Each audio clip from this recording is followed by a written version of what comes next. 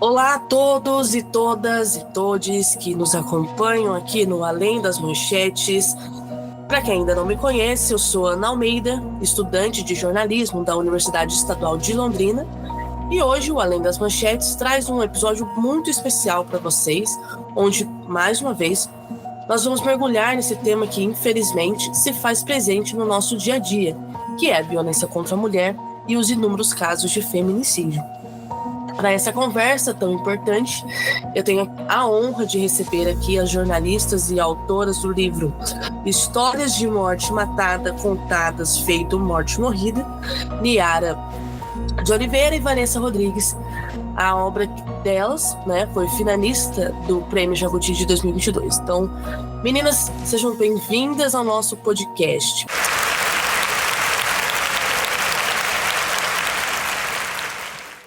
Se você ainda não ouviu o primeiro episódio do nosso podcast, corre lá para conferir. Nele eu falei sobre a minha experiência pessoal com uma notícia sobre feminicídio e como isso me impactou e me fez questionar o papel do jornalismo na cobertura de casos de violência contra a mulher. Também conversei com especialistas sobre os limites éticos do jornalismo. Tá bem legal e vale a pena conferir. E agora, nesse segundo episódio, que também tem tudo, tenho certeza, para ser muito, muito bom, para ser excelente, eu vou discutir com as autoras do livro, como eu falei, Histórias de Morte Matada, Contadas, Feito Morte Morrida, a narrativa de feminicídios na imprensa brasileira, sobre a narrativa, em casos de feminicídio e como podemos melhorar a cobertura jornalística sobre esse tema.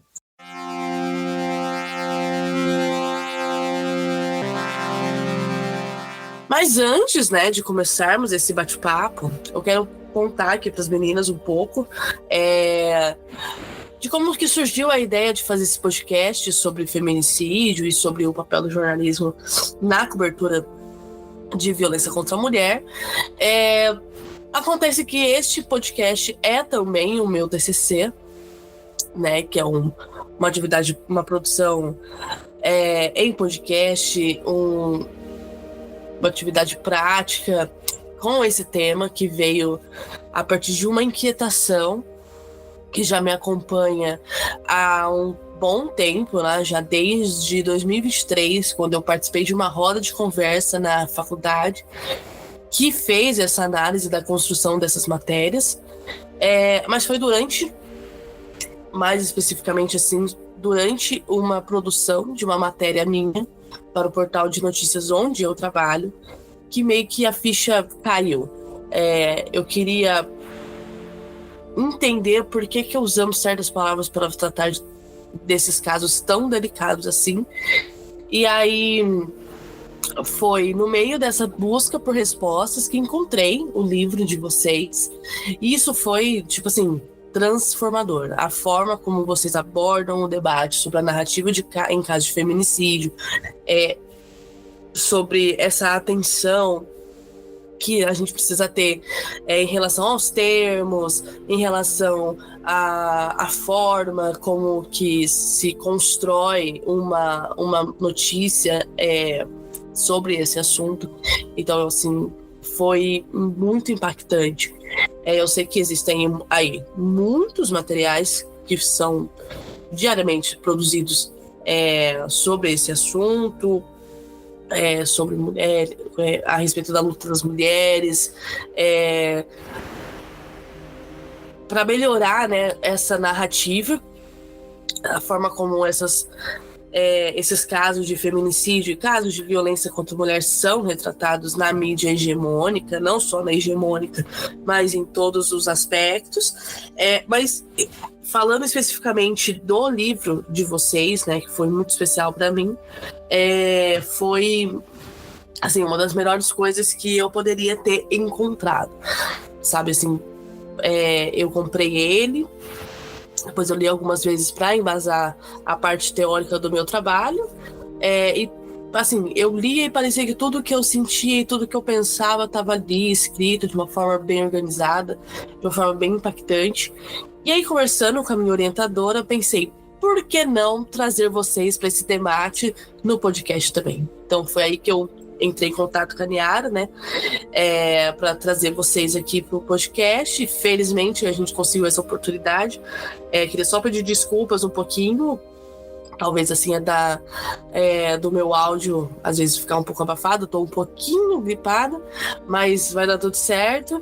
Então eu queria agradecer de novo a presença de vocês aqui. E falando nessa coisa do impacto, né? Então, falar, né, do que me trouxe até aqui. Eu comentei a respeito de uma matéria, né, que eu estava produzindo para o portal de notícias em que eu trabalho, que foi o que me deu o estalo, né, me deu o start para pesquisar sobre o tema. Eu estava escrevendo uma notícia sobre o feminicídio de Aline Cruz da Silva. Ela tinha o mesmo nome, a mesma idade e morava na mesma cidade que uma amiga minha. E aí, quando eu recebi a mensagem sobre esse caso, meu primeiro pensamento foi: é a minha amiga, né? E agora eu vou ter que escrever uma matéria sobre ela. E meio que fiquei meio paralisada, assim, sabe? Pensando, tipo, e agora? Aí depois de conferir todas as informações, descobrir que não era a minha amiga, né? Foi aí que eu comecei a questionar se eu tinha que colocar o nome da vítima inteira na matéria, que foto, vai colocar foto, mas qual foto que é? Eu tenho que colocar a imagem do agressor ou eu tenho que colocar a imagem da vítima? E essa experiência pessoal, né, essa experiência de viver essa situação, me fez refletir muito sobre a forma como a gente lida com esses casos no jornalismo, né? E aí, isso foi decisivo para eu querer fazer esse trabalho. E aí, pensando nisso, né, já partindo aí então para a entrevista em si, gostaria de ouvir, na verdade, de vocês sobre esse início do processo de escrita do livro, né? Como que foi que vocês começaram a trabalhar pensar nesse livro? Como que vocês começaram a trabalhar nesse assunto? O que fez vocês entrarem nesse tipo de seara? E a enxergar essas lacunas que existem nesse tipo de cobertura jornalística. Tá bom. Qual foi a sua pergunta? Como começou a ideia do livro? Isso. Tá. Então, em 2015, mas um pouco antes, o Facebook ainda era uma rede social muito usada. A gente usava bastante, ela veio substituindo os blogs, então tinha bastante produção de conteúdo, etc. Eu e várias outras mulheres, a Niara incluída, e outras mulheres também, a gente começou a comentar nos nossos perfis a nossa angústia, inquietação, irritação, raiva, da maneira como os casos de violência contra a mulher eram relatados na imprensa. Feminicídio, violência obstétrica, assédio, estupro, violência doméstica. Então, de alguma maneira, as matérias sempre davam um jeito e colocavam um enfoque que corresponsabilizava a mulher por aquela violência. Mesmo que a matéria mostrasse que aquilo era uma agressão, era uma violência, não se faz, uma violação de direitos humanos, ainda assim, em algum momento no subtexto e muitas vezes, como a gente aponta no livro, nos títulos e nos subtítulos, a mulher parecia responsável e nas imagens também, né? Muitas vezes as fotos escolhidas, tinha matéria de assédio, em que se relatava o assédio, mas a foto escolhida da mulher era uma foto, em geral, capturada de outros álbuns dela no Facebook, por exemplo, de uma pose mais sensual, ou segurando um copo de bebida. Então, se contava o assédio, mas a imagem sempre passava a impressão de uma certa frivolidade daquela mulher, como se ela fosse merecedora ou ela tivesse provocado aquela situação. E a gente começou a colocar nos nossos perfis, assim, puxa, a gente não aguenta mais esse tipo de narrativa. E aí a gente criou, nessa época, em 2015, mais ou menos, nesse ano, aí a gente lançou uma comunidade virtual no Facebook chamada Não Foi Ciúme, porque a gente pegou um pouco a maneira como a imprensa relatava os casos de violência doméstica e feminicídio por ciúme, homem agride mulher, ou nem na verdade homem agride mulher agredida pelo ex-companheiro, mulher agredida ou morta pelo companheiro, enfim. E a gente criou essa comunidade em 2015, várias mulheres participaram dessa comunidade. Na época, no dia que a gente lançou, a gente teve mais de 2.000 pessoas inscritas no dia, então era uma inquietação realmente compartilhada que a gente um pouco capturou. E as pessoas começaram a falar, puxa, eu também fico incomodada, eu também não gosto. A gente começou a receber sugestões de matérias de vários portais de notícias de outros estados que nem estavam no nosso radar de quem mora nas capitais e tal. Então a gente teve várias mulheres engajadas nessa comunidade, produzindo conteúdo, fazendo reflexões, mas era muito pesado. Né? São assuntos muito pesados, especialmente assuntos relacionados a feminicídio. Então a gente fazia nessa comunidade, a gente listava as matérias que tinham saído no dia para dar um pouco, para passar a impressão e a sensação da quantidade de conteúdo que tinha, somente os publicados, isso sem contar os que a gente nem sabia, né? Então, a quantidade de conteúdo, então a quantidade de ocorrências de casos de violência contra a mulher, e a gente analisava ao menos 2 ou 3 do dia, fazendo uma decupagem do título, da linha fina e do corpo do texto. Com o tempo, várias mulheres foram se afastando da comunidade, porque era pesado mesmo, era muito angustiante. Fomos diminuindo a quantidade de produtoras de conteúdo, embora a comunidade fosse bastante viva, né? As pessoas mandavam muita coisa, comentavam, compartilhavam, mas as produtoras de conteúdo foi diminuindo a quantidade. Ficamos só eu e Niara ao final. A Niara, num momento, se afastou do Facebook, teve um momento que o Facebook estava extremamente tóxico, realmente. E aí a comunidade ficou lá, a gente manteve a comunidade como um museu, digamos assim, né? Ela continua, se você buscar, ela está lá, tem matérias desde essa época, e a gente se afastou um pouco da produção de conteúdo, embora a gente tenha continuado fazendo esse tipo de crítica e de análise nos nossos perfis pessoais, né? Esse nunca parou. E aí, em 2019, no final de 2019, Niara, começo de 2020, né? Quando você me procurou. 2020. A Niara me procurou para a gente retomar este assunto. E aí eu passo o bastão para ela contar como foi essa retomada e por que a gente também focou especificamente em feminicídio, dos recortes de violência contra a mulher. A gente foi no mais extremo de todos, né? Aquele que já não tem mais o que fazer, porque o corpo daquela mulher foi aniquilado, né? A vida e a existência, ao menos nesse plano daquela mulher, não existe mais. Aí em dezembro, né, na verdade não era dezembro, era novembro, a gente estava ali, né, sob os 21 dias de ativismo pelo fim da violência contra a mulher, que repete todo ano, e aí o dia 25 de novembro, que é uma data da não violência, né, o Dia Internacional da Não Violência, ou do enfrentamento à violência contra a mulher, que marca justamente um feminicídio triplo, um feminicídio político, né, acontecido na República Dominicana. E aí a gente, enfim, influenciada por isso, né, eu vinha também de um processo de uma tentativa de um projeto de mestrado que pesquisava um pouco isso, mas não exatamente isso, não exatamente o tema do livro, porque era uma adaptação, né, a um PPG de ciência política, então o enfoque não podia ser comunicação exatamente, né? E aí eu extremamente frustrada, porque o projeto não podia ter sido mais rejeitado do que foi. Eu me senti assim, muito assim, bateu direto a síndrome da impostora, né? E aí eu levei um tempinho para me recuperar disso ali durante isso no final de 2019. E aí durante 2020 eu fiquei ali me recuperando. E aí até que coçou assim. Bom, já que não é possível pela academia fazer a pesquisa, por que não pesquisar por conta própria, né? E aí, quando eu fui pensar a coisa de pesquisar por conta própria, bateu um medinho, a síndrome impostora de novo. Assim, bom, vai ficar muito melhor se tiver uma parceira para dividir isso, para fazer isso. E aí eu chamei a Vanessa para a gente...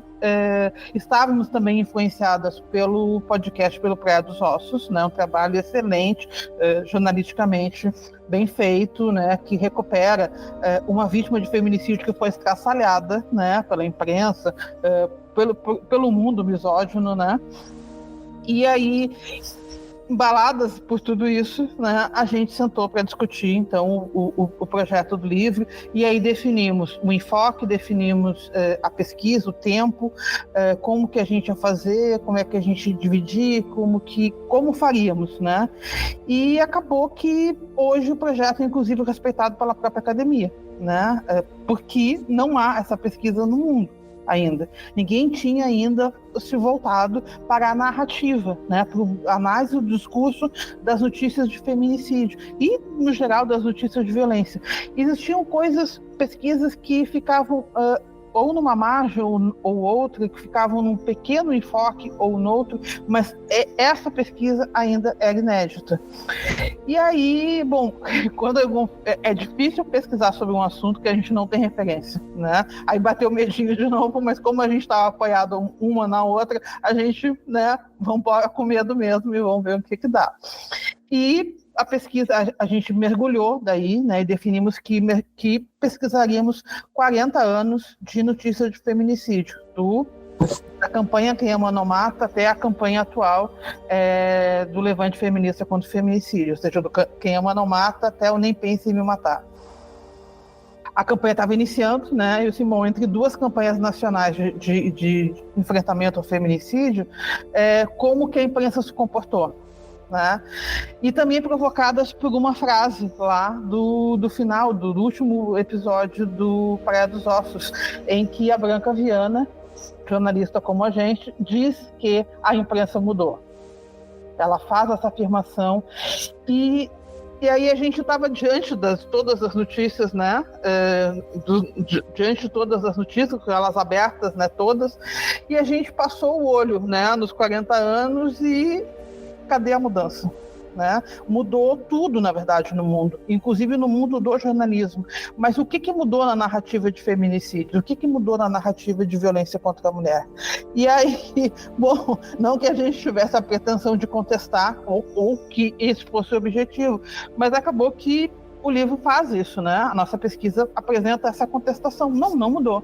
Inclusive porque a gente tem hoje títulos na imprensa títulos que narram um feminicídio da mesma forma como o feminicídio da Ângela Diniz foi narrado. Por ciúme, homem mata. Mesmo que seja homem mata, mesmo que seja isso, né? A justificativa vem antes do fato, né? Antes de narrar o fato, tem a justificativa. E isso se repete ad eternum, assim, é uma forma comum, muito trivial de se narrar feminicídios, né? Dando ao assassino a justificativa, o atenuante, né? O atenuante vem antes. Como se a imprensa funcionasse como uma espécie de defesa, né? Já se colocasse como uma defesa. E como a gente sabe que feminicídios são crimes contra a vida e provavelmente vão ser julgados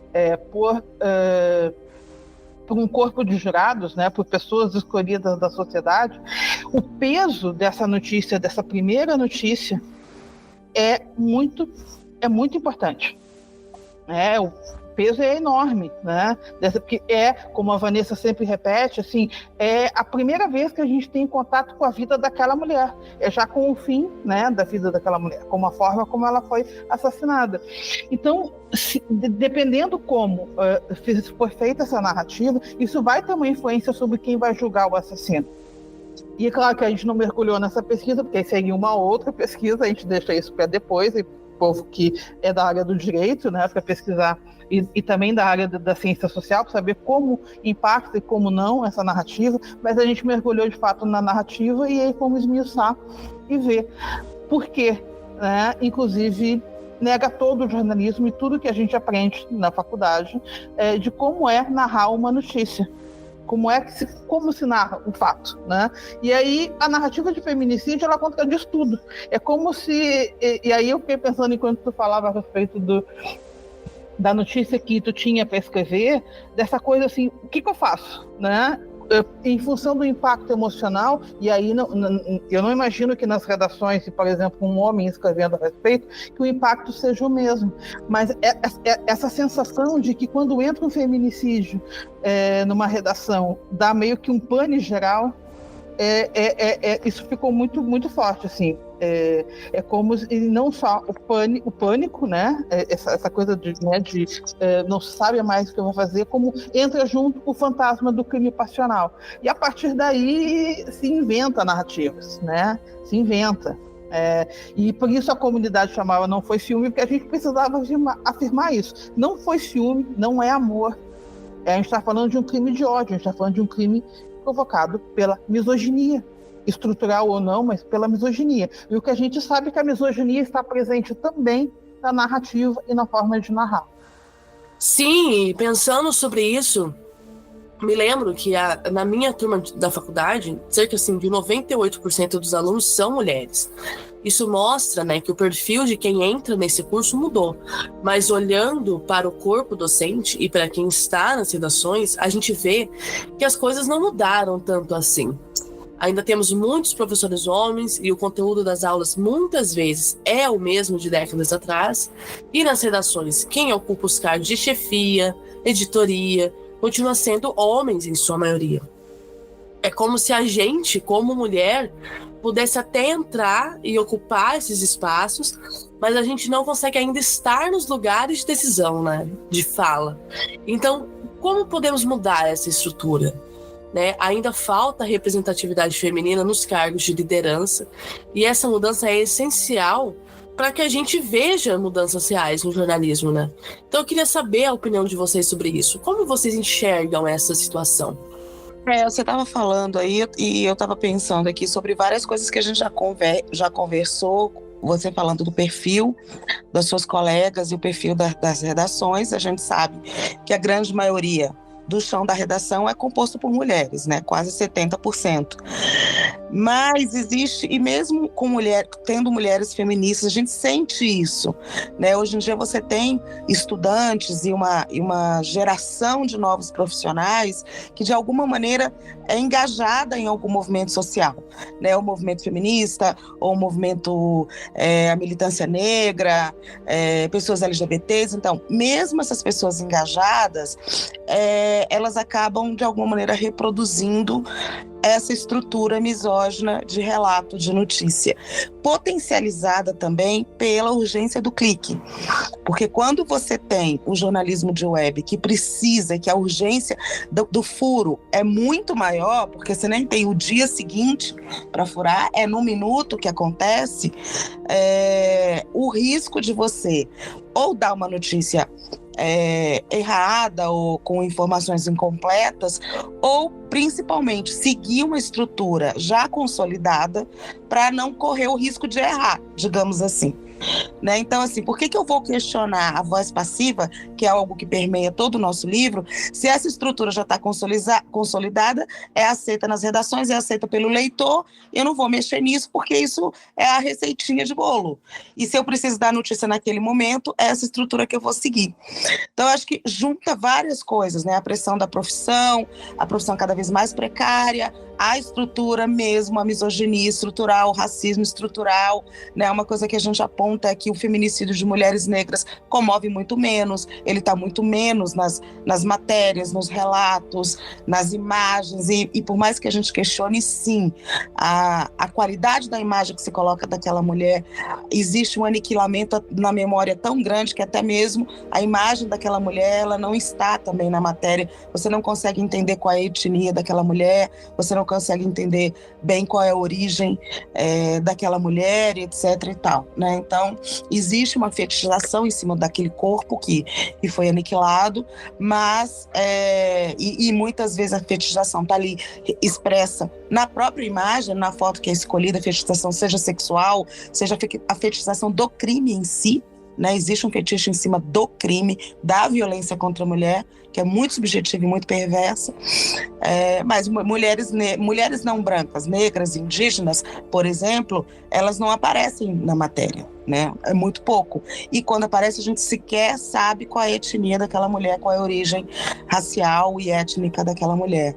Então, acho que tem vários elementos aí também que fazem com que as redações, mesmo sendo ocupadas por mulheres, além, claro, da questão hierárquica, de quem ocupa os postos de poder, os editores e tudo mais, mas muitas vezes o fato de ser uma mulher, a pessoa escrever e apurar aquela matéria, não significa que a matéria vai ser mais sensível, porque tem uma máquina de moer por trás, seja a estrutura profissional, a precariedade da profissão, e seja a urgência de colocar aquele conteúdo no ar, né? E uma coisa que a gente não fez, né, a gente tomou o cuidado de não fazer, justamente para reforçar que é a estrutura e é a misoginia estrutural que dita isso, não revelar, ou seja, a gente não se preocupou com isso, em revelar o nome do jornalista, né? A gente identifica, obviamente, o veículo, né? Porque precisa, inclusive, por uma questão de credibilidade. A gente não podia simplesmente colocar o título, não colocar a data, não colocar o estado e nem o veículo. Tinha que dizer de onde chegamos, né? Mas quem estava redigindo ali, né, o profissional, ou seja, a base dessa pirâmide, né, o chão da redação, a gente não identificou. Nem mesmo nós quisemos saber se era homem ou mulher. A gente não caiu nessa armadilha de querer dizer, uma mulher que está escrevendo, olha que absurdo, né? Porque a gente não sabe o que tem por trás. E tem isso, assim, tem essa coisa do não vou errar, não posso errar. E aí tem a coisa assim, às vezes estão impactadas pelo crime, estão mexidas, né, pelo crime, e às vezes até a coisa de se colocar no lugar, porque eu não acredito que nenhuma mulher, ao redigir uma notícia de feminicídio, não se coloque no lugar. Às vezes a roupa, às vezes o cabelo, às vezes a história que a mãe contou, né, na reportagem ali, algum detalhe tem a ver com ela, com a irmã, com a prima, com a amiga, né? E aí assim, como escrever emocionada? Como é que esfria? Como é que se torna a máquina que simplesmente vai pegar ali e vai produzir a matéria em 15 minutos, 10 minutos, para subir no ar de uma vez, sem erro? E aí, claro, tu entra na fórmula pronta. E a fórmula pronta é essa, errada para o jornalismo, né? Mas voz passiva, os excessos, o abuso do suposto, né?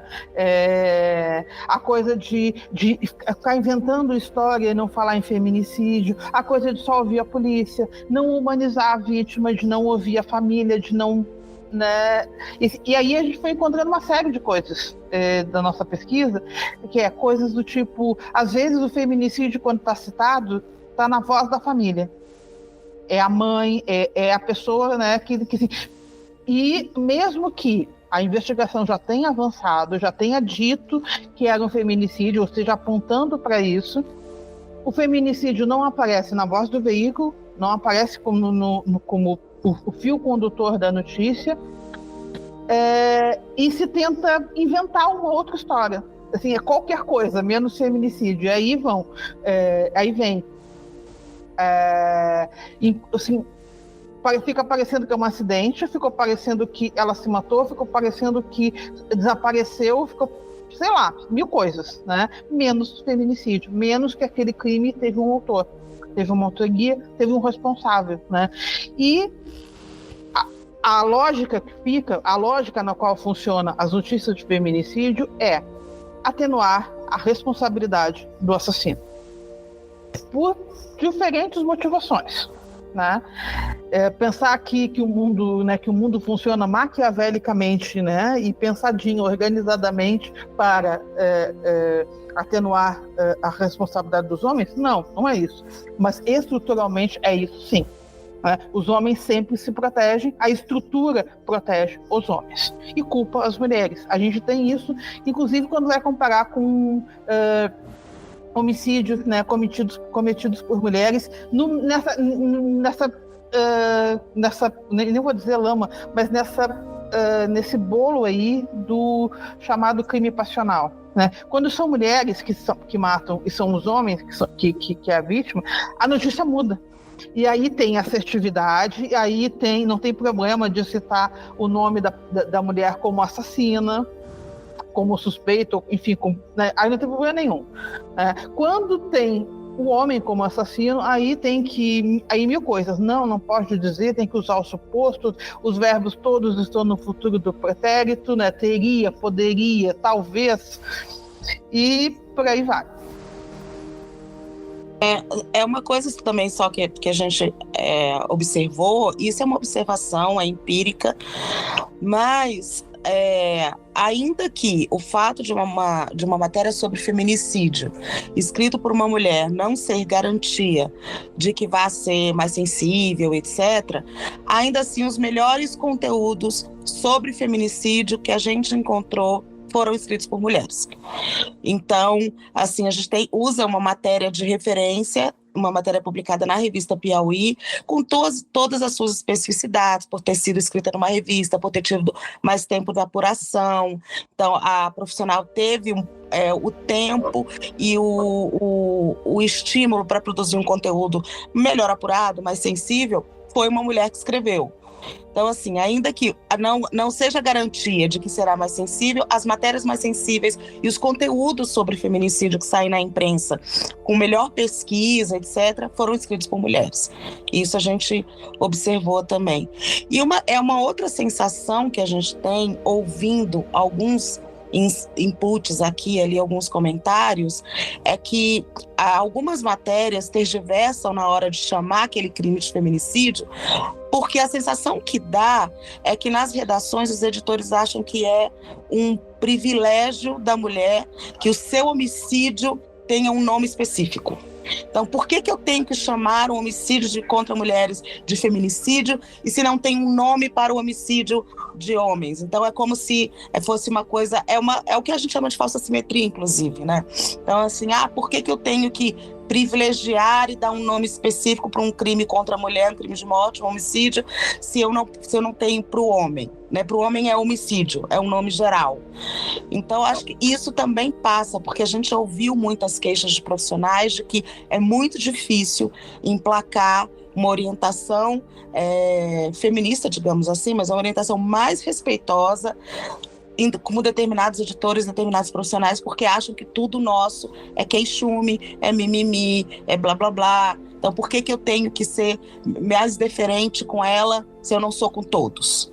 Então, acho que isso também passa pela questão subjetiva do uso da palavra feminicídio em matérias. Tem uma matéria que a gente analisa no livro, tem 30 parágrafos a matéria, uma matéria longuíssima, e a palavra feminicídio apareceu uma única vez na boca do advogado de defesa do acusado. Ele foi a única pessoa que, na matéria, usou a expressão feminicídio. 30 parágrafos de matéria. A palavra não apareceu em nenhum momento. Esse feminicida foi condenado, inclusive, foi um feminicídio bárbaro, horroroso. Ele dopou, intoxicou a mulher e usou a depressão dela como justificativa, etc. e tal. Então, assim, um feminicídio com requintes de crueldade psicológica, principalmente. E, mesmo assim, a palavra feminicídio apareceu uma vez na matéria, na boca do advogado de defesa dele. 30 parágrafos. Então, a gente percebe que existe sim uma necessidade ainda que se reconheça o feminicídio como uma violação de direitos humanos, produza conteúdo, uma necessidade de evasão no uso da expressão nos conteúdos de alguns portais, ou dependendo de quem for o envolvido naquele crime, né? De quem é a vítima ou de quem é o feminicida. E falando, né, sobre essa necessidade de mudança, me pergunto o que podemos fazer enquanto jornalistas para mudar esse cenário. A iniciativa, né, de produzir esse podcast e falar sobre esse tema surgiu de uma inquietação pessoal, de experiências que me impactaram. Não foi um debate levantado na graduação ou uma sugestão de alguém veio, né, de uma experiência pessoal que me impactou. Por exemplo, eu tive uma tia que foi vítima de feminicídio. A história dela foi explorada de maneira sensacionalista pela mídia, com helicópteros sobrevoando a casa dela em chamas, tudo televisionado, e mesmo assim o caso não foi tratado como feminicídio. Isso me marcou muito. E quando eu mesma precisei escrever sobre o feminicídio, né, da Aline Cruz, a minha reação inicial foi de medo, de não saber como lidar com a situação. E percebi que mesmo trabalhando em um portal com uma redação formada só por mulheres, é fácil cair na estrutura pronta, né, na pressa de publicar. E aí, felizmente, eu tenho o privilégio de revisar e discutir junto, né, com o pessoal da minha redação, né, com as meninas, mas sei que essa não é a realidade de muitas redações. Agora, em contextos mais amplos, em redações maiores, como fazer isso? Seria uma questão de criar manuais, de produzir mais conteúdo, ou de estabelecer novas práticas? Né? Como que vocês enxergam essa mudança em uma escala mais ampla? A gente, no livro, a gente termina o livro, né, deixando dicas, né, para o jornalismo e para os jornalistas. E uma coisa que a gente falou o tempo todo nós temos um código de ética, existem manuais que não estão incorretos se forem seguidos, né, eles não vão pisar na bola. E a própria estrutura da notícia que a gente aprende na faculdade, ela daria conta.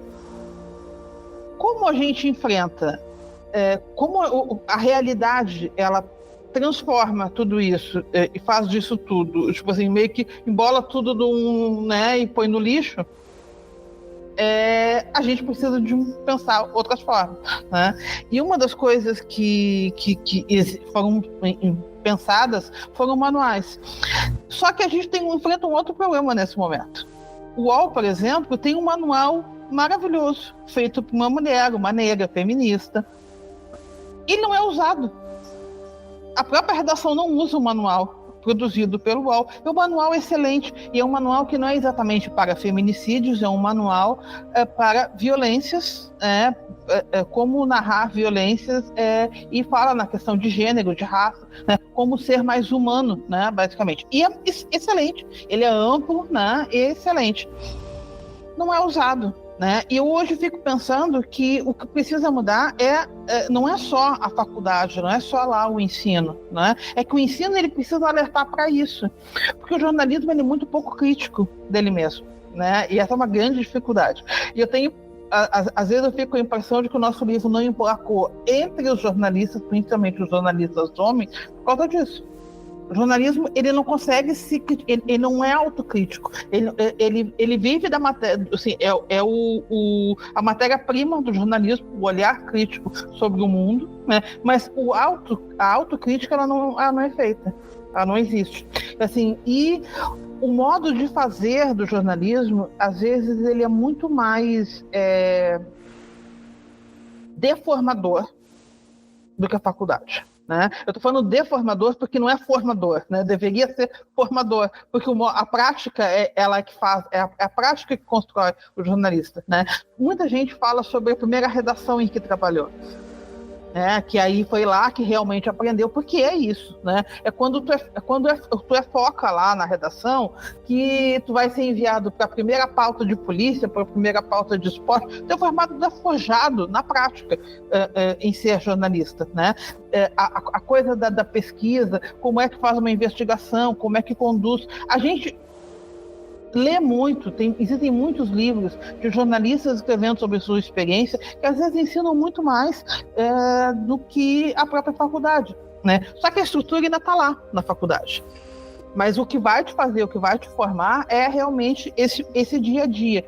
E nesse dia a dia aí, esse dia a dia aí que é deformador, que tem essa estrutura misógina que vai destruir completamente, e inclusive com a própria humanidade. Quando eu digo que quando a gente narra uma notícia com 5 ou 6 supostos, como a gente encontrou uma única matéria com a palavra suposto aplicada de diversas formas, né? Quando tu divide a responsabilidade de um assassinato extremamente cruel com a vítima, e tu narra dessa forma assim desumana, tu coloca de qualquer jeito, tu coloca uma foto em que ela está ali exposta, isso não só desumaniza a vítima, como o próprio jornalista.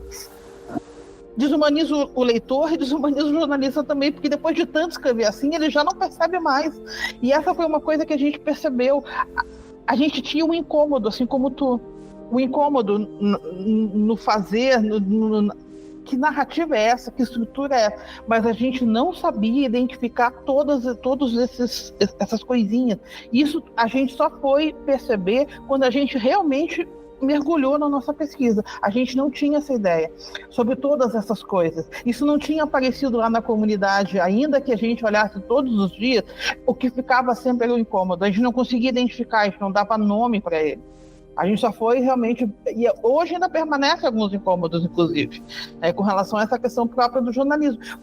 A solução... a gente não tem ainda essa solução mágica do que daria conta dessa misoginia.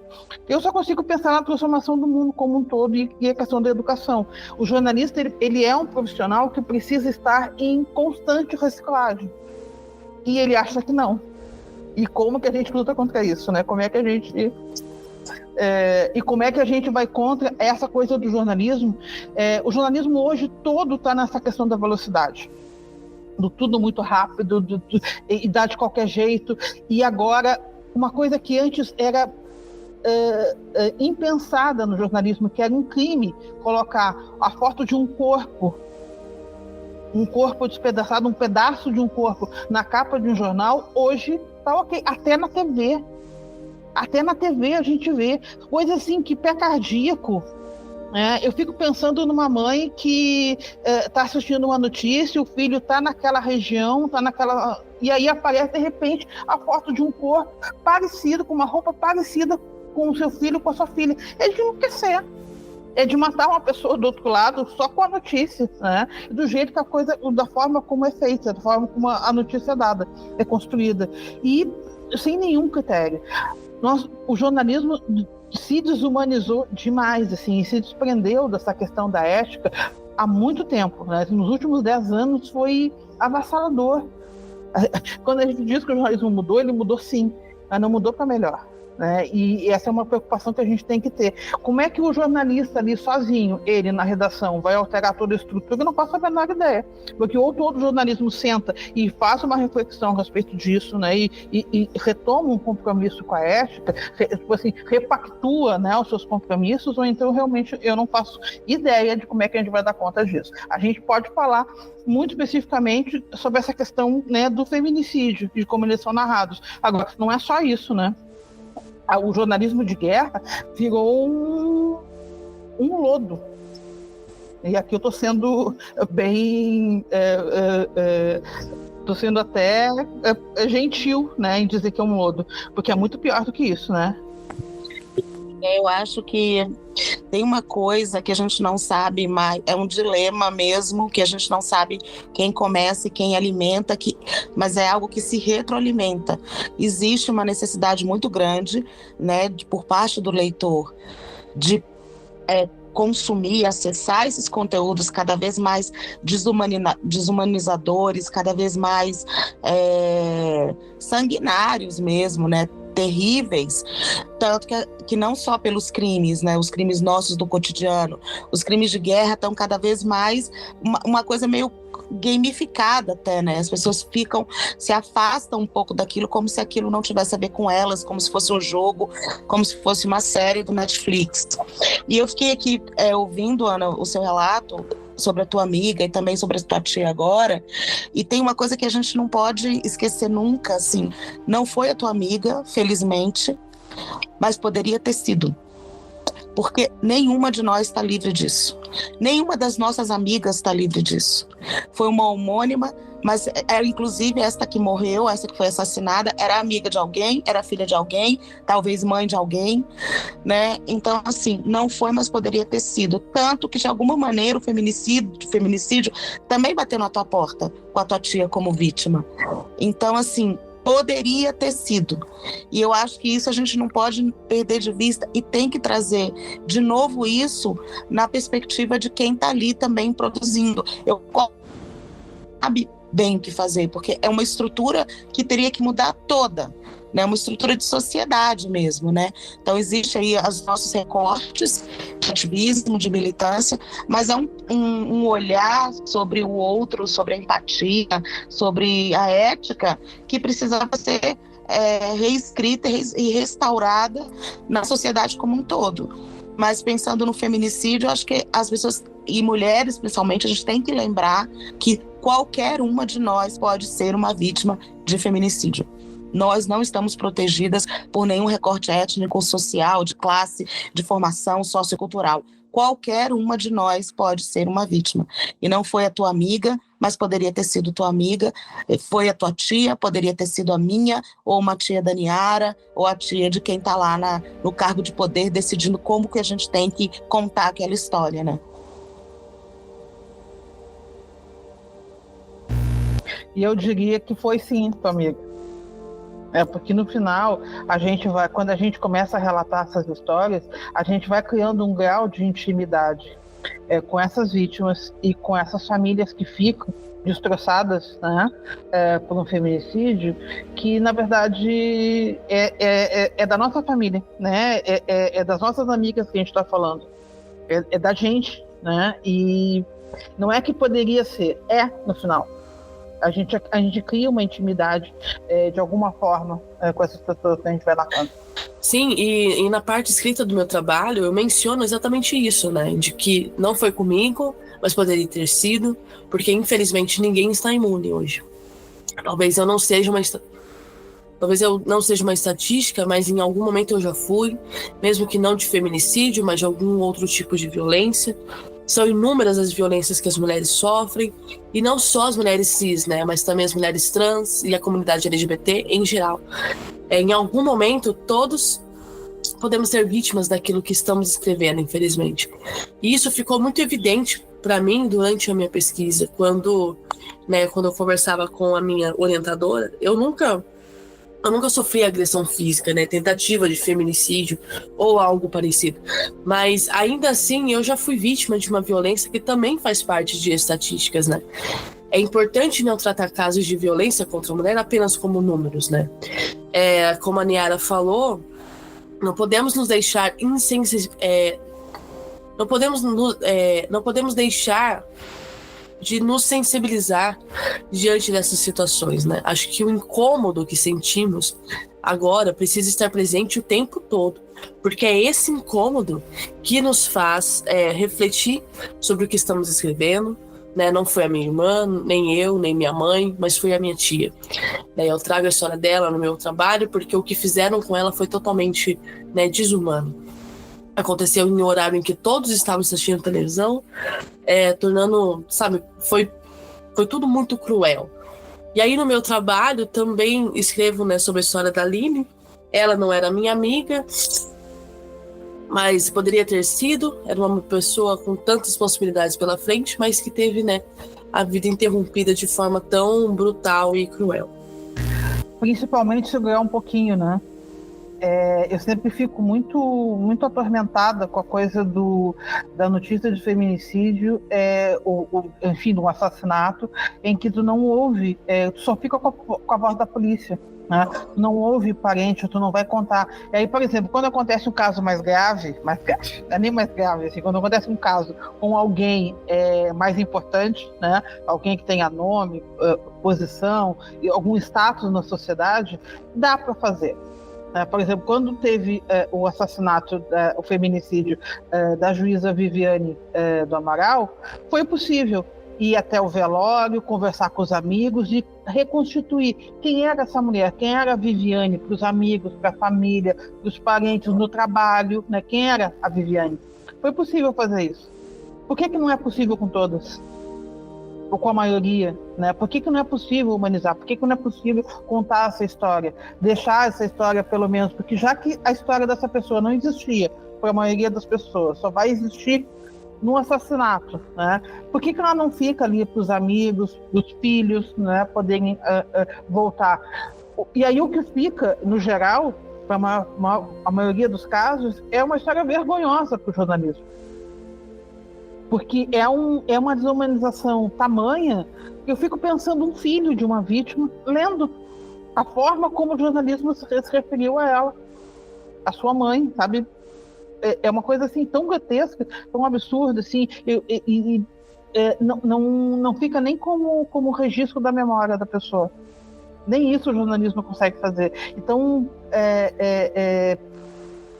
incomoda demais, assim. A mim incomoda demais, né?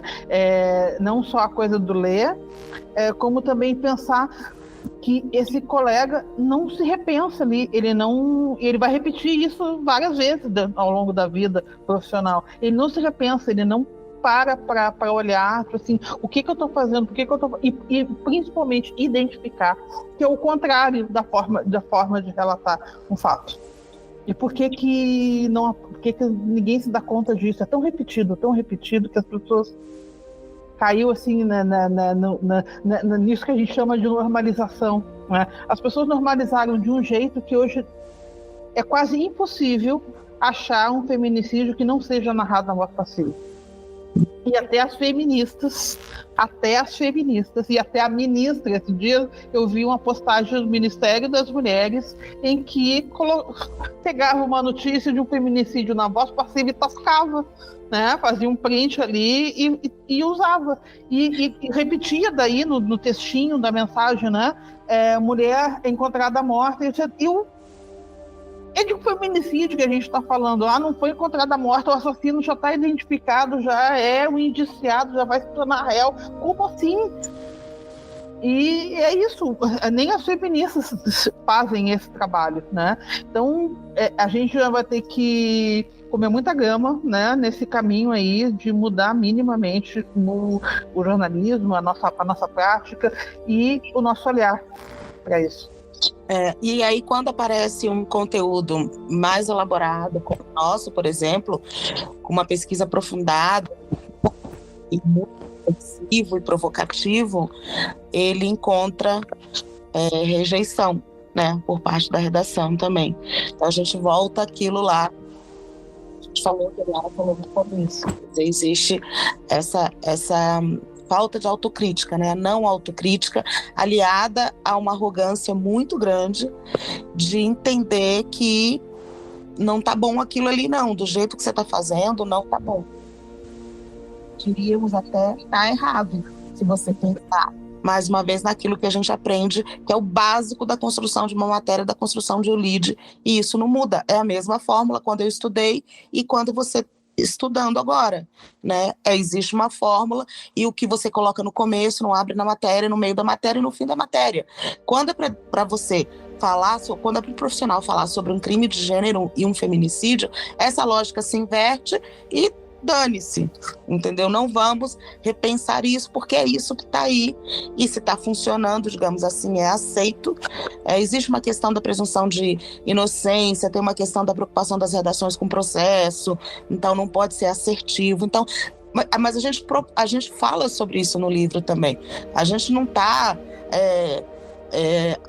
anulando isso, ou dizendo que isso não é importante. Obviamente não é importante, a gente também está subordinado a isso, mas é possível produzir um conteúdo que seja respeitoso, que dê conta da gravidade daquele crime, porque se não se der conta, a gente não consegue, e eu falo a sociedade mesmo, do quão corriqueiro é aquilo, né? Porque se você não consegue chamar aquilo pelo nome que é, e as palavras e os nomes são importantes para que a gente consiga dar substância e dizer isto aqui é assim e o nome disso é isso, se a gente não conseguir, as pessoas também não se sensibilizam para entender a importância daquilo. Se a gente não tiver reiteradamente escrito nas matérias, nos sites, nos portais de notícias e nos outros veículos de imprensa impressa que ainda existem, a palavra feminicídio, quando se trata de um crime, as pessoas não vão entender o quão grave e a aberração que é a maneira como, o que é o feminicídio corriqueiro nesse país, né? Aliás, detalhe, né? A gente não tem informação sobre isso. A lei vai fazer 10 anos do feminicídio, e se perguntar hoje numa redação o que é o feminicídio e por que a lei foi criada, porque existe uma lei do feminicídio, a maioria não vai saber, inclusive mulheres. Então, assim, falta esse trabalho de formação. E aqui eu não estou dizendo que os legisladores falharam, é que a gente falha no geral com relação a isso. A lei do assédio também. A importunação sexual não era crime, agora é. A gente não sabe falar sobre importunação sexual. Ou agora mesmo, a gente tem um caso de assédio recente, né, borbulhando aí na mídia, falando a respeito, e a gente não sabe o que é assédio, e do que depende para ser um crime de assédio. Não sabe. E aí falam bobagens, né? Aí as análises, o jornalista não é só também o cara que conta a história, ele é também o analista, o colunista, ele, né, tem ali a formação dele e a visão de mundo, de sociedade que ele tem. A gente não é neutro, a gente não é imparcial, né? Isso não existe. E a gente se coloca, né? Quando a gente está até mesmo quando está só contando a história, a gente está se colocando e está colocando a nossa visão de mundo. E não saber o que é um feminicídio vai impossibilitar que tu use as ferramentas de linguagem da forma correta. E essa é uma questão. E mudou muito o mundo. O jornalismo, a gente mudou, e a única coisa que as faculdades fizeram de reciclagem ou de atualização foi com relação às ferramentas. A formação, a sociedade, as leis, isso tudo não foi atualizado. Então, assim, os manuais ainda estão corretos no sentido de como é que tu te refere a um indiciado, a um réu, porque essa estrutura não mudou. Mas, e não sabendo, né, se tem a criação de um crime novo, por exemplo, não vai conseguir te referir. Por exemplo, tem boa parte dos jornalistas acreditam que a Lei Maria da Penha é uma lei que fala só de violência doméstica. Né? E aí, como lidar com isso? Como lidar com isso? Assim, e aí, assim, fica a responsabilidade para o jornalista de ler a lei e entender, e ouvir a Maria da Penha, e ouvir as feministas, e ouvir criminologistas feministas, como é que é isso? Então, assim, a gente falha no geral. E aí, sem saber do que tu tá falando, realmente fica bastante difícil. Eu acho que o que você falou agora é muito importante, que a gente passou recentemente por uma mudança aqui na grade curricular no curso.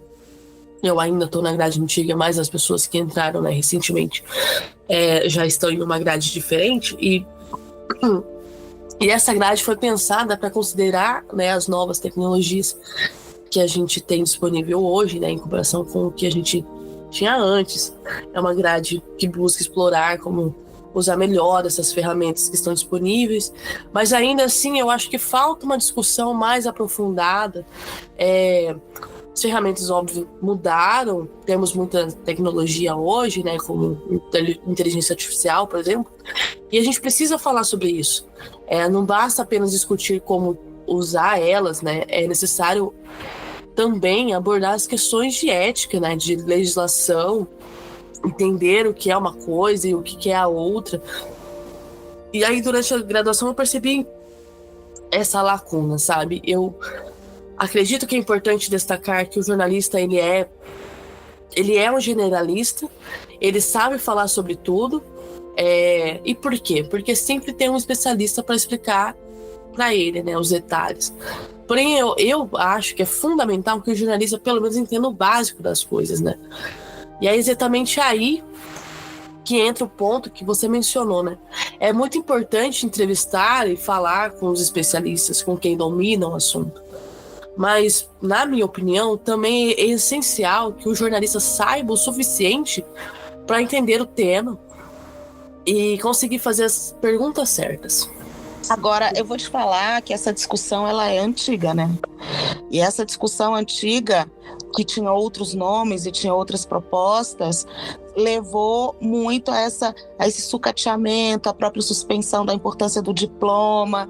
Quer dizer, desde a minha época, e eu sou formada há quase 30 anos, já se discutia se jornalismo era um curso técnico, se você não faria só um curso para aprender a usar ferramenta. E quando, inclusive, as ferramentas elas vão mudando ao longo, né? Olha, que na minha época a gente tinha computador, e eu ainda tive máquina de escrever na faculdade. Já tinha computador nas redações, mas na faculdade ainda era máquina de escrever.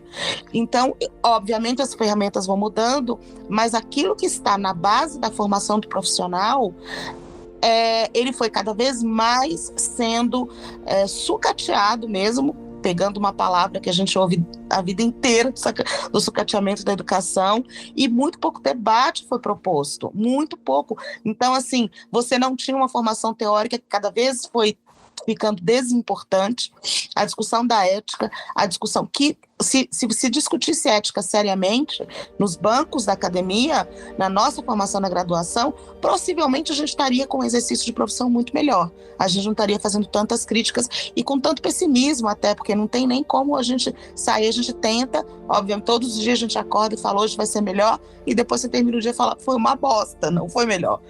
Né? Eu me lembro de um caso que eu até conto um pouco isso no livro, mas para mim ele é muito emblemático. Eu estava na faculdade quando a Daniela Pérez foi assassinada, quando o Guilherme de Pádua assassinou a Daniela Pérez, né? O feminicídio da Daniela Pérez. E a Glória Pérez estava com uma novela no ar, e ela se imbuiu de muita, né, do senso de justiça e querer justiça por aquele crime, até hoje ainda se fala, até hoje ainda é uma pauta para ela, né? E na época ela estava com uma novela e ela também usou a máquina da novela para deixar aquele assunto na pauta. E a discussão na minha faculdade foi se ela estava usando o assassinato da filha, o feminicídio da filha, para aumentar e alavancar o ibope da novela, como se isso fosse importante, como se este fosse o tema do debate. E eu me lembro, foi um professor até muito sensível, até em geral, para as coisas, que tinha proposto esse debate, ficou uma discussão na sala absolutamente frívola e leviana, com ares de intelectualidade, porque parecia que a gente estava discutindo a paz mundial, para falar se ela estava usando ou não. E eu me lembro que quem apontou isso não fomos nem eu e nem outras mulheres já, de alguma maneira, engajadas no movimento feminista. Foi um colega LGBT que falou, gente, me desculpa, essa discussão é horrenda, eu acho um desrespeito com essa mulher que teve a filha assassinada com esses requintes, que a gente esteja aqui discutindo se ela está usando o feminicídio da filha, não era feminicídio que se falou, né, foi o assassinato da filha para alavancar uma novela. Sequer isso passar pela nossa cabeça já é uma coisa horrenda. Essa mulher está em sofrimento e ela quer justiça. Então, na época, essa discussão apareceu na faculdade dessa maneira absolutamente leviana, fria e frívola, né? Então, provavelmente, talvez, e eu venho de uma universidade pública onde a parte de teoria, de formação humana era valorizada, e mesmo assim a gente já estava entrando numa decadência com relação a isso. Então, essa discussão das ferramentas, esse investe no treinamento do profissional para aprender a usar as plataformas, as ferramentas, em detrimento de um conhecimento mais profundo de ética, de filosofia, etc. e tal, de direitos humanos, ela já vem desde sempre, e eu acho que vai culminando cada vez mais, e com a velocidade que se impõe, né, inclusive por causa da tecnologia, ela vem cada vez mais sendo diminuída, né? Então eu entendo que existem alguns professores e algumas cadeiras que trazem um frescor, que trazem uma proposta, os próprios alunos engajados em movimento social também trazem o debate, mas não parece ser algo que a universidade, a academia, observe com tanto cuidado, com tanta delicadeza, né? E é um pouco isso, sim. A gente sai, hoje da faculdade de jornalismo, eu acho que não tem ninguém que saia da faculdade sem falar inglês. Não tem ninguém que não saiba usar uma câmera no celular, não saiba gravar, né, com uma câmera.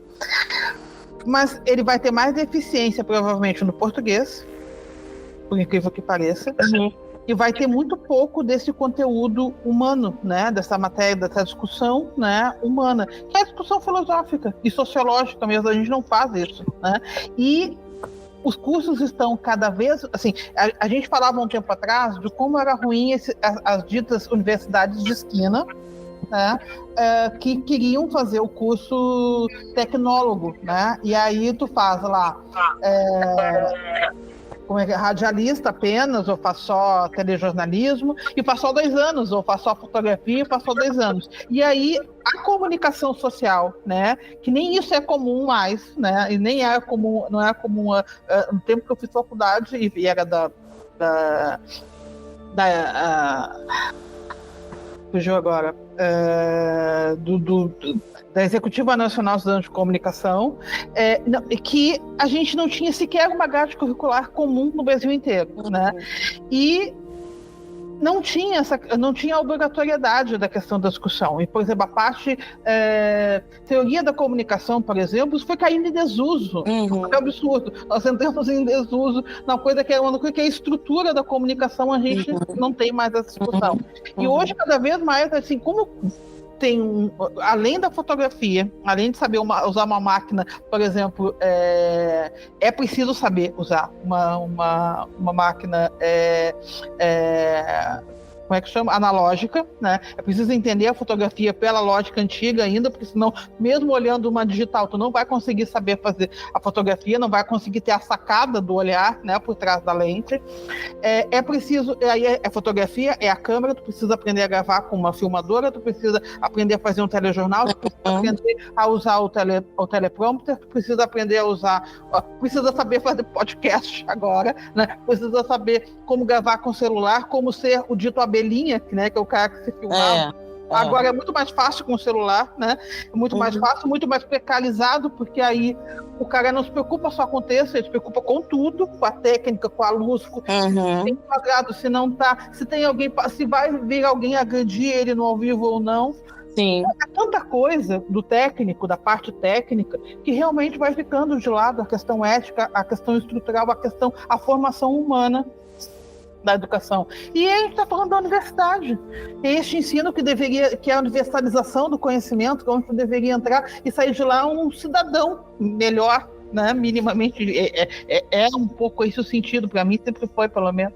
E eu lembro, assim, de como a faculdade fez diferença na minha vida nessa questão de abrir, ampliar o olhar, né? Essa coisa de mostrar outros ângulos da vida humana. Eu entrei para a faculdade sendo uma coisa e saí outra, mesmo me achando jornalista muito antes, né?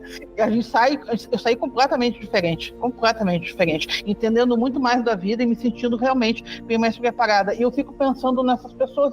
Hoje eu tenho que entender de rede social, de como é que tu produz conteúdo, de como é que tu escreve uma matéria em meia página apenas, né? Em 3 parágrafos, como é que dá uma notícia em 3 parágrafos, como é que tu escreve muito rápido, né? Como é que tu escreve no smartphone e produz ali mesmo, né?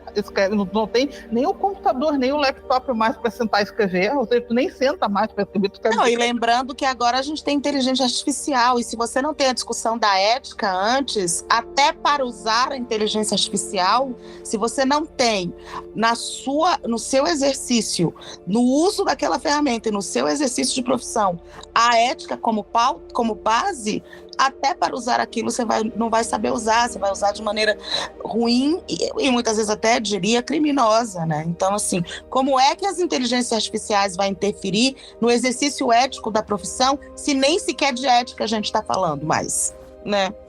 Que era a discussão que a gente fazia antes em pesquisa social, né? Pesquisa para a comunicação, como é que a gente usava a pesquisa? Porque as pesquisas, essa é uma coisa que a faculdade ensina, né? Tu tira da pesquisa o dado que tu quiser, a interpretação que tu quiser, independente do dado que ela te apresente, porque a gente tem aí exemplos, né? Ao invés de falar nos 80% que a pesquisa deu, tu fala dos 20%. Né? E não vai estar mentindo, mas olha, isso. Tu manipula completamente o dado. É possível fazer isso, né? E hoje, uma das coisas que hoje é exigência praticamente do jornalismo é como é que o jornalismo de dados, como é que tu usa os dados, como é que tu faz, como é que tu acessa. Eu tenho impressão, eu nem tenho certeza se, por exemplo, como é que se acessa a LAI é matéria, por exemplo, que deveria ser, né? Porque acessar a LAI hoje é ferramenta de trabalho, muito mais às vezes do que o domínio do smartphone, que vem já quase que na extensão do braço, na extensão da mão e dos dedos, né? Infelizmente não na extensão do cérebro. Tem que ser.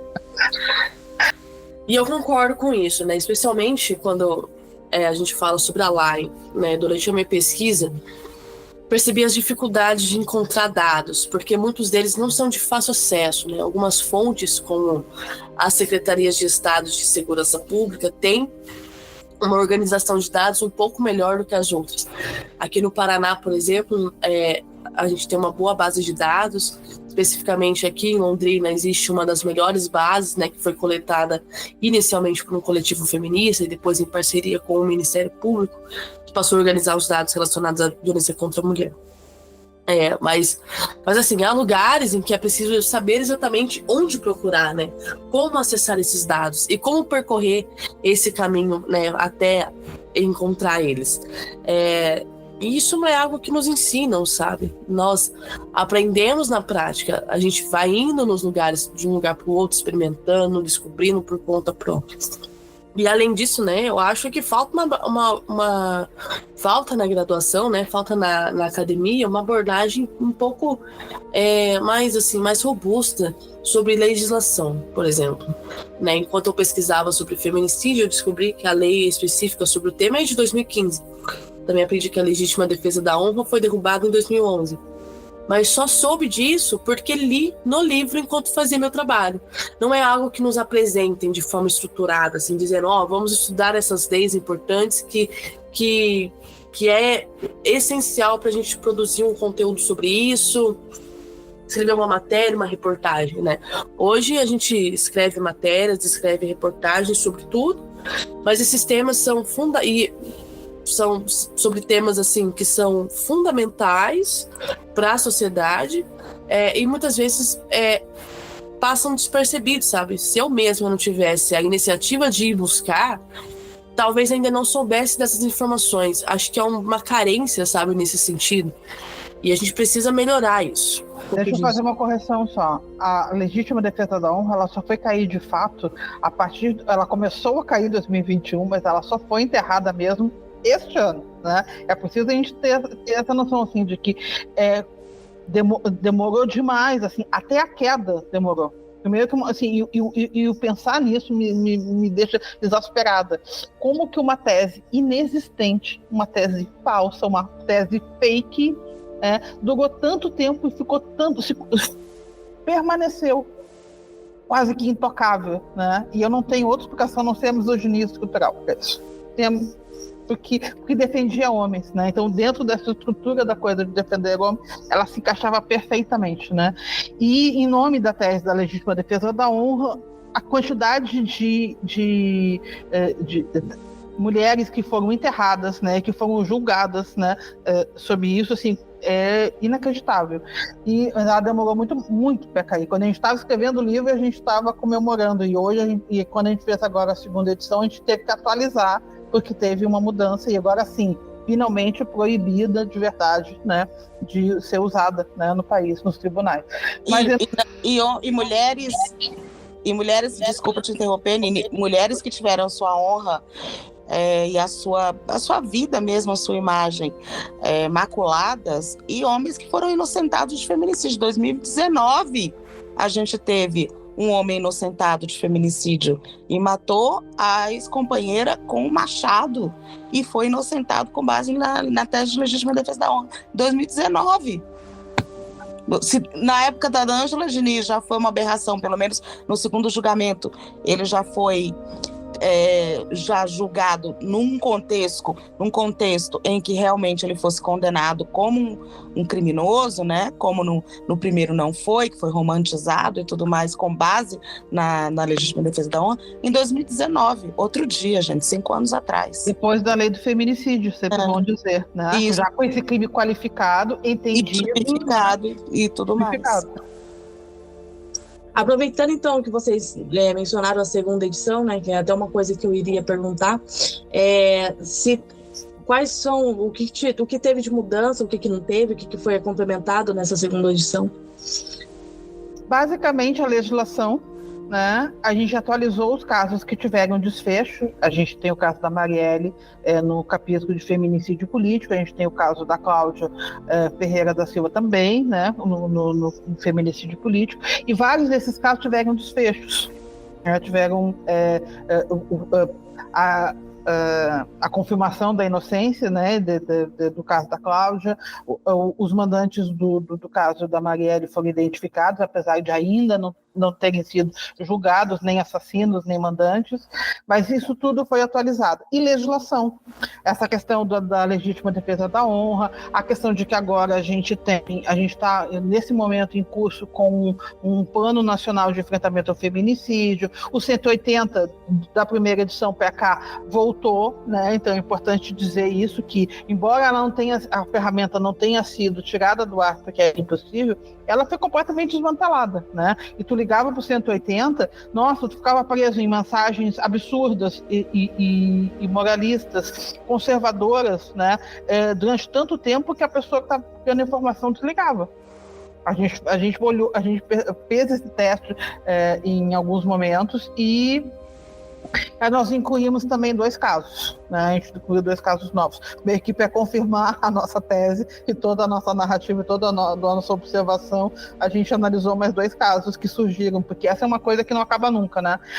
Eu e a Vanessa, a gente constantemente fica trocando figurinha. Nossa, depois de tudo ainda vem um título desse, vem um caso narrado desse jeito, às vezes mais absurdo ainda. Então a gente escolheu, né, um caso para cada uma e escrevemos e adicionamos num dos capítulos, que é o Qualquer Coisa Menos Feminicídio, em 2 casos de 2024. Lembrando que alguns casos que tiveram desfecho noticiados, né, que a gente teve acesso porque saiu algum conteúdo, porque isso também é parte de uma crítica nossa, de casos que estão ali pela espetacularização, porque pela urgência de se noticiar, e depois a gente não sabe o que aconteceu com aquele feminicida, nem com a família, nem com os filhos, e principalmente qual foi o desfecho. Ele foi condenado, ele foi julgado, ele foi condenado, está cumprindo pena, não está cumprindo pena. Então, assim, o que a gente colocou foram aqueles que a gente conseguiu identificar o desfecho, porque saiu alguma coisa na imprensa com relação àquele caso, né? Mas muitos outros que a gente relatou, a gente não sabe o que aconteceu, porque o assunto foi esquecido, né? Quais são esses 2 casos que vocês colocaram, incluíram no livro agora? Um deles foi o dessa mulher, que eu até comentei, que ela foi vítima de feminicídio do marido mesmo, lá em Minas Gerais, em Belo Horizonte. Ele era um promotor de justiça, se eu não me engano. Ele tinha um desses postos, desses cargos. Teve muita cobertura na época, porque inclusive chegaram a aventar a possibilidade de ter sido um crime político, quando foi claramente, pela descrição do caso, já se poderia presumir que era um caso de feminicídio, foi confirmado e ele foi condenado. Esse foi um. O outro foi da menina indígena, né, Niara? Que foram identificados os feminicidas, o feminicida, ele tá preso, mas não tem julgamento ainda, né? Ele é réu, né?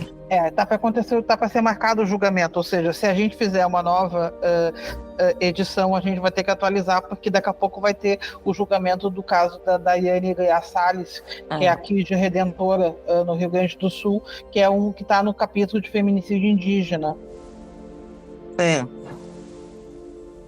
E os casos novos são 2 casos terríveis. A gente chegou a comentar nas nossas redes, esteve nas nossas redes pessoais, né? Um de São Paulo e outro do Paraná. E a gente meio assim se obrigou, assim, era tão perplexa que a gente ficou com a cobertura que a gente precisou. Assim, a gente, já que vamos fazer uma nova edição, por que não acrescentar 2 casos, né? Também como para chamar atenção, enfim, né? E que continuam super emblemáticos, né? Uma cobertura muito para justamente afirmar o que a gente disse no livro inteiro, né? E as nossas próprias conclusões. Não alterou, não altera, e todas as nossas dicas, as nossas sugestões na conclusão permanecem. Legal, gente. Muito obrigada, assim, pelo papo, pela conversa. Foi muito bom ter vocês aqui no podcast, falando sobre um tema tão importante. uma reflexão que eu acho que é essencial, não só para os estudantes e jornalistas, mas para toda a sociedade. A gente realmente precisa parar para pensar nos conteúdos que anda consumindo, né? Como comentamos aqui, são ciclos que se retroalimentam. A gente escreve de um jeito, as pessoas se acostumam a ler desse jeito e isso acaba se repetindo, né? Dá para perceber isso, por exemplo, como a gente comentou sobre o uso indiscriminado da palavra suspeito, ou muitas outras que estão aí sempre presentes, né? É muito importante trazer essa discussão para o debate. Então, obrigada pelo tempo de vocês. Espero que tenham gostado também da conversa. Agora, para encerrar, quero que vocês fiquem à vontade para deixar um tchau aqui para a gente da UEL, ou para quem mais vocês quiserem. E é isso, tá? Muito obrigado mesmo por participarem dessa gravação. Eu gostaria de dizer o seguinte. Primeiro que o jornalismo, tudo no jornalismo é escolha. Então não é só a narrativa, tudo é escolha. O título, a forma como tu te refere à vítima, a imagem que tu escolhe, a legenda da imagem, se entrevista familiares ou não, se tu humaniza ou não, tudo é escolha. Tudo é possível alterar. E não precisa esperar que vai vir um manual que vai orientar. Está tudo aí já. Tem manuais excelentes, né, sobre violência contra a mulher, que fala sobre gênero, raça e classe também, como é que a gente lida com isso, né? As informações são todas postas, né? E hoje, com o recurso que a gente tem, com a facilidade que a gente tem de acessar tudo isso, tudo é escolha. E que é possível escolher ser um jornalista melhor. Bom, eu gostaria de falar que o nosso livro, Histórias de Morte Matada, Contadas, Feito Morte Morrida, está saindo com a segunda edição agora, já está no ar. É possível ser encontrado o livro físico comprando na nossa editora, na Drops Editora, que publicou o livro. O livro foi finalista do Prêmio Jabuti em 2022, na categoria não ficção. Enfim, o livro tem esses updates, tem essas atualizações e, infelizmente, porque a gente fala infelizmente, ele continua atualíssimo. E a gente, não só como autoras, mas como jornalistas, como feministas, a gente recomenda bastante a leitura.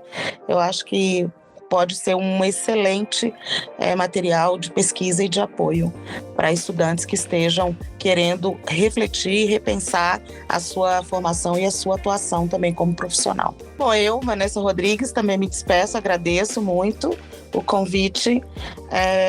A gente gosta bastante de participar de podcasts para falar do livro, porque a gente gosta de falar do livro, não só como autoras, mas pelo conteúdo que a gente gosta muito.